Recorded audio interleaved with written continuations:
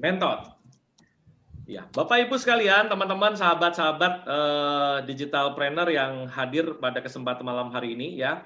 Kenapa ketika Anda memulai usaha harus memiliki mentor? Ya. Kenapa seperti itu? Karena kebanyakan orang begitu terjun bisnis, istilahnya ilmunya sedikit, hanya modal semangat dan tidak ada yang mengarahkan.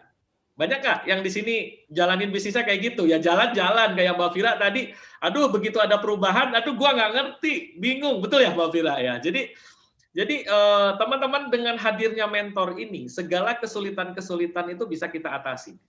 Ya, jadi teman-teman kehadiran mentor ini yang akan menjadi, nah kalau buat saya satu, ibaratnya mentor itu adalah sebagai penunjuk arah. Bahasa zaman now-nya kalau bahasa kerennya adalah kayak GPS gitu. GPS kesuksesan. GPS tahu GPS ya teman-teman ya?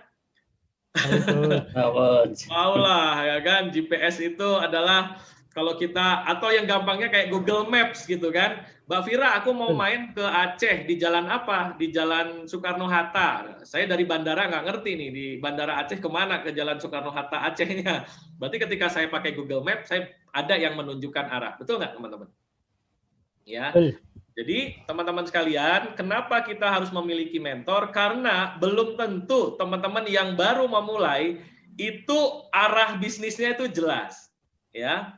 Nah, kenapa mentor ini bisa penunjuk arah? Karena mentor sudah tahu Mbak Vira, Pak Budi, Bu Lastri mau berjalan kemana, kita sudah berjalan lebih dulu, ya. Itu yang pertama, teman-teman. Kenapa teman-teman harus punya mentor? Ibaratnya yang menunjukkan supaya kita meminimalisir kesulitan-kesulitan dalam mengembangkan bisnis. Itu satu. Yang kedua adalah kenapa kita harus punya mentor. Nah, ini yang lebih penting lagi adalah bisa jadi mentor ini adalah buat pemula-pemula membutuhkan namanya apa ya? Motivator. Oh ya kan? Nah, motivator itu apa? Pemberi motivasi. Motivator dalam tadi ya, dalam menjalankan bisnis kita. Jadi bukan hanya sekedar nunjukin arah teman-teman, tapi terkadang siapa di sini yang pernah ngalamin bisnis gara-gara omsetnya turun, kita jadi lemes. Ada nggak yang kayak gitu? Banyak, Coach.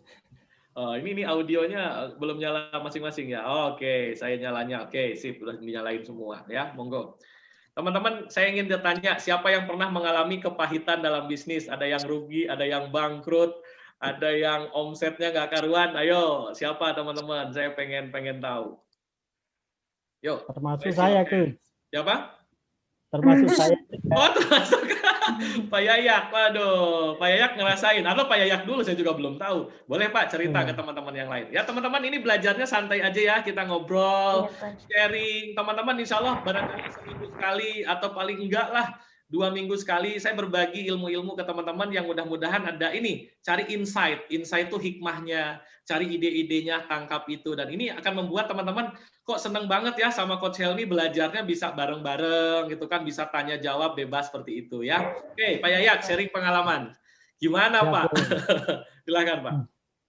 Ya itu kan saya sebenarnya mulai bisnis itu mulai tahun 2009, Coach.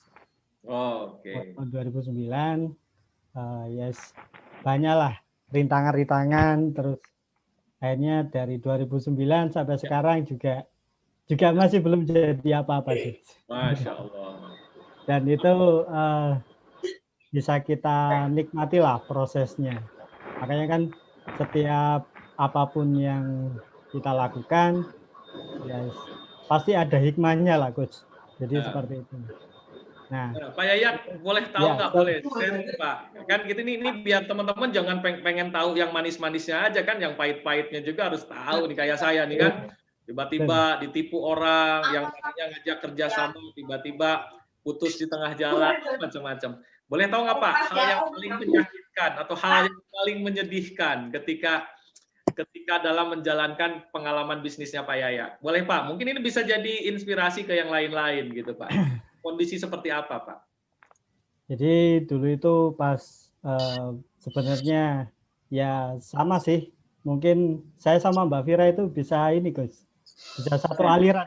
Oh, satu aliran. Wih, gimana? Ya, itulah. Jadi kalau dulu kan ibaratnya ketika misalkan ibaratnya kan kita untuk sama seperti pebisnis pemula kan, kita kan juga tahunya kan dulu kan instan, Coach. Oh, Ini betul. terus ini kita ikut. Ternyata ya kembali lagi kalau kita nggak ada mentor yang benar-benar membimbing itu ya wassalam gitu loh. Seperti itu. Mentornya pada lari. Iya. Nah, Yes. jadi seperti itulah. Tapi kejadian-kejadian seperti itu bisa kita jadikan suatu pelajaran, motivasi supaya nanti ke depan itu kita bisa lebih punya semangat yang konsisten, terus juga insya Allah kan untuk di saat ini kan juga yang lebih keren kan sekarang kan semua go digital, Gus. Jadi kita kalau bila kita nggak mengikuti arusnya, nah kita nggak belajar, nah itu yang susah, Gus. Kita ini, nah sekarang saya tanya Pak, dulu begitu Bapak lagi susah, lagi banyak masalah, mikirin sendirian nggak Pak? Gimana, Gus? Mikirin masalahnya Pak Yayak, dimikirin sendirian apa ada orang lain yang ikut mikirin Pak Yayak, Pak Yayak? Mikirnya sendirian, Gus. Itu dia. Segala sesuatu ada masalah apa ya yang nanggung namanya bisnis sendiri ya diri sendiri, gitu kan? Iya. Ya itu teman-teman. Ya jadi kenapa saya pun sama seperti apalagi saya berbisnis ya sudah lumayan lama gitu ya, dari tahun 2000 saya berbisnis.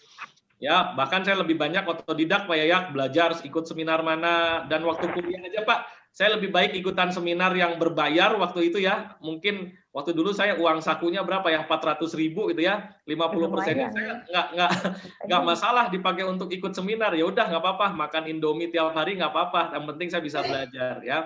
Tapi ya belajarnya ya kayak gitu, belajar, tapi tetap begitu praktek di lapangan kan kadang-kadang apa yang disampaikan pas di lapangan belum tentu pasti berbeda-beda teman-teman. Nah itu teman-teman. Jadi kenapa kita perlu adanya mentor? Jadi mentor itu adalah sebagai motivator kita ya, memberikan motivasi, memberikan semangat ya kan, memberikan dukungan ya kan, itu kepada kita ya. Oke teman-teman, itu tadi ya. Jadi Pak Yayak mudah-mudahan itu kan jadi pembelajaran kan ya.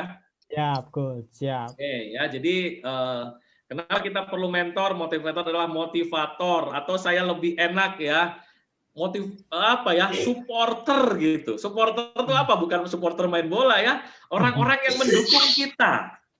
Ya, yang mendukung kita supaya kita tetap on the track, nggak belok sana, belok sini, kan gitu ya. Sering kadang kita penawaran terlalu banyak yang menarik gitu kan, akhirnya kita belok sana, belok sini, belok sana. Ah, ini ada yang menarik. Nah, banyak nggak kita ngerasain seperti itu? Banyak peluang, terlalu banyak informasi. Betul? Betul, Coach. Support system itu kalau bagi saya. Ya, support system. Yes. Jadi, nah, betul Bu, di support system di ring 1 ya, selain keluarga, ya di ring 1 itu yang berikutnya adalah mentor. Mentor itu di jalan ring 1. Jadi teman-teman kalau yang nggak punya mentor, waduh ini udah ambiar.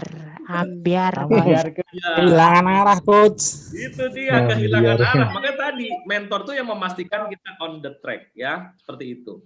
Obat mabuk kena angin. Bukannya kehilangan arah, malah habis semua, tersesat di tengah hutan rimba. Iya. Gas malah kapalnya. Oke, yang ketiga nih, yang ketiga ya, banyak sebetulnya fungsi mentor. Ya, fungsi mentor yang paling utama adalah fungsi mentor adalah ini ada yang coret-coret sebentar. Fungsi mentor saya ini dulu, annotation-nya saya nonaktifkan dulu. Oke, siap.